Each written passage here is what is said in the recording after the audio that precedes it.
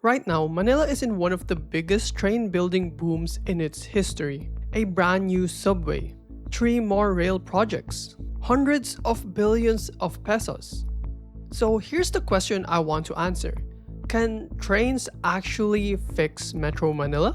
Let me show you a real commute I mapped myself. It runs from Noveleta in Cavite to Ayala Avenue in Makati. There are two ways to make it, a fast one and a cheap one.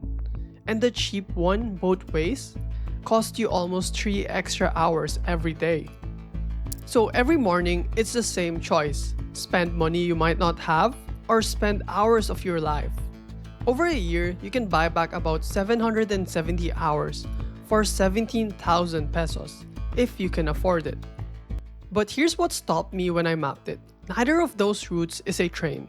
Because the train doesn't reach Cavite yet, and when I forced a route through the rail network, it was a bus, then a train, then a jeepney, then another bus, with about 43 minutes lost just to waiting and transfers. So Manila is betting hundreds of billions of pesos on trains, and the one route I mapped with a train in it, it came in dead last. So can trains actually fix Manila? Let's get into it. There are two obvious answers to Manila traffic. Either you build more roads or you build more trains. The road answer fails, and how it fails tells you something important. So start there. A few years ago, the government launched something it literally called the EDSA decongestion program. It was hundreds of billions of pesos of new roads and expressways, built specifically to pull cars off EDSA. The promise was blunt: EDSA fixed by 2022. It's 2026 and you are still sitting in the same traffic the entire time. And there's a reason it never works. It's called induced demand. When you add a new road, more people start driving on it. Some of them used to take the bus. Some used to skip the trip altogether. But now there's space, so they fill it. And pretty soon, the new road is as jammed as the old one. You don't get less traffic, you just get more cars stuck in the same traffic jam. But widening roads runs into something bigger, and it shows up in JICA's data.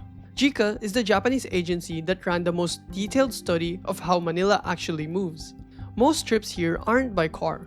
They happen by bus, by jeepney, by train, or some mix of all three. But look at who the road is really built for. A minority of trips, the ones by car, still take up most of the road space, and everyone else gets squeezed into what's left. So the roads don't clog because too many people are moving. They clog because the cars take up so much room. Rush hour has stretched so long it barely behaves like one. It's jammed from morning to night, crawling along at about 10 kilometers an hour. You can't pave your way out of that. So roads still matter, but widening them can't be the main fix, which leaves us to trains, and Manila is betting everything on them. But before we ask whether more trains will actually work, look at what a train actually does, because the numbers are kind of insane.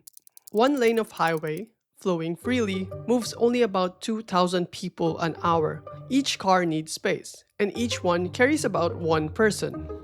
Now the MRT3, the line down in the middle of EDSA, it was engineered to move 23,000 people an hour in each direction. Do the math, and at its design capacity, that's the work of 10 to 12 lanes of highway. And it runs on a strip about 3 lanes wide, right down the center of EDSA. That thin ribbon does the work of more than 10 lanes of the road around it. It's the single most productive strip of land in the city. While the cars barely move, the train does North Avenue to Taft in about 30 minutes. By car, the same trip can crawl on for an hour or more. And people use it. In 2024, the MRT3 carried almost 136 million passengers. And the crowding everyone complains about isn't the train failing, it's the opposite. There's nowhere near enough of it. So trains are incredible. Where Manila has a working one, it beats 10 lanes of highways, which brings us right back to that puzzle. If a train is that powerful, then why, when I added one to that Cavite commute, did the trip get worse? This is where I think I was asking the wrong question. I kept asking, how do we fix the trains? But the train was never the trip. It was the middle of it. Your real trip starts at your front door and ends at another door. And the whole thing is a chain. Walk, jeepney, wait, pay, train, walk, pay again, and then you arrive. And a chain breaks at its weakest link.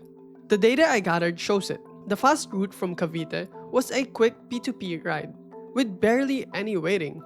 The rail route was the slowest. It used 4 separate modes, with most of the lost time spent walking between them and waiting to connect. The train leg itself was fine. It was everything around the train that broke the trip. And this isn't just my reconstruction. The Japanese planners who studied Manila's rail said it plainly. The existing lines were built with too little thought for how passengers connect between them. There's still no integrated through fare. The beep card works across 3 existing rail lines, but each one still charges its own fare. Transfer between lines and you pay again. That's the weakest link. A perfect train can't fix a flooded sidewalk, a jeepney that doesn't reach the station, or a transfer that costs you a second fare. A train is only ever as good as what connects to it. So, can trains fix Manila? On their own, what I think anyway is no. A train only fixes the middle. So a train fixes the middle of a trip, but Manila doesn't have one trip to fix. It has millions of them, all running in different directions. And that's because over a few decades, the city itself changed shape. It used to be simple, one downtown in the middle and everyone commuting in and out of it. But the city kept growing, and it didn't grow in a neat circle. It spread outward in every direction, and where it grew is the whole problem. It spilled past its own borders, into Cavite, Laguna, Bulacan, and Rizal, and the jobs scattered with it, to Makati, Ortigas, BGC, Cubao. The Japanese study found traffic crossing in from the east and south roughly tripled in 20 years. And the single biggest flow isn't from the south, it's from the east, from Rizal. Hold on to that because it matters in a minute. And here's my read on why it's sprawled like this. I'll flag this as a take, not as a settled fact. Part of it is that the trains weren't there. In cities with real rail, people and offices cluster around the stations. Manila never had that backbone. So housing chased the only thing it could afford, cheap land at the edges. Now planners argue over how much of this is the missing transit versus just cheap land and a car-first road policy. But either way, their own conclusion is the same. A system where every line just points at one downtown can't keep up. It has to spread out to the provinces, north and south, and connect across them, not just funnel them into the center. The planners call that shape a ladder, which is exactly what Manila is now trying to build. 4 big rail projects, basically one for each direction the city ran. The subway, the country's first underground line, will run the core from Valenzuela down to the airport, with officials saying it could cut that trip from about 2.5 hours today to around 40 minutes. The MRT-7 heading north, the first modern rail line being built to reach Bulacan. The north-south commuter railway, the regional spine, stretching all the way from Pampanga to Laguna. And the LRT-1 extension pushing south into the Cavite corridor, the same direction as the commute we opened with. North, south, the core, the region, but remember the data. The biggest flow of all this is the east, from Rizal. LRT-2 clips the edge of it at Antipolo, but the corridor that actually carries the crowd, Ortigas to Taytay, is still waiting on the MRT-4, approved but not built. So the province sending the most people in is the one with the biggest hole in the network. But 4 rail projects on a map isn't the same as a network that works together. Manila already has 3, and you just saw they don't behave like a network. You pay twice, you walk through a mall to transfer, build 4 more the same disconnected way, and you don't get a network. You get 4 more islands on the same map. Whether this becomes one system comes down to one place, the common station, a single hub meant to finally tie the lines together. It was first conceived in 2009, the piece just linking the 2 existing lines was due in 2021. It still isn't finished. The one project whose entire job is connection has spent 15 years unable to connect. So why is all of this so slow? Well, it was never just the engineering. Manila can dig the tunnels. For most of these lines, the problem is actually land. Every kilometer of track runs through something: a house, a shop, a power line, somebody's home that has to be bought, moved, or fought over in court for years. And these aren't abstract numbers. This is the government's own monitoring form for the subway. Along just two stretches of the line, it affects hundreds of families, renters, and businesses. Nearly 200 families in one district, 400 more in another. Real people logged on a real farm. The North-South Railway's lowest section is stuck for the same reason. It means relocating thousands of families. For decades, this is where Manila's train projects went to die, stuck in court over land, sometimes for years. And this is what's changing right now. In September 2025, the country reformed its right-of-way law with the Arrow Act, sharpening a fast-track process that was already on the books. Here's the mechanism, straight from the statute. The court shall issue the writ of possession ex parte. No hearing shall be required. In simple terms, once the agency makes the required deposit, the court hands over possession without a hearing, and building can start while the final price is still being settled in court, instead of waiting for years. Around the same time, the subway's land acquisition went from about half done to over 90% in a single year. That's the kind of movement the law was built to make easier. What stalled these projects for a generation is finally starting to move. But it's too early to celebrate. On paper, the law does try to protect people. It promises to resettle the families it moves, and it puts the courts on a deadline to agree on a fair price.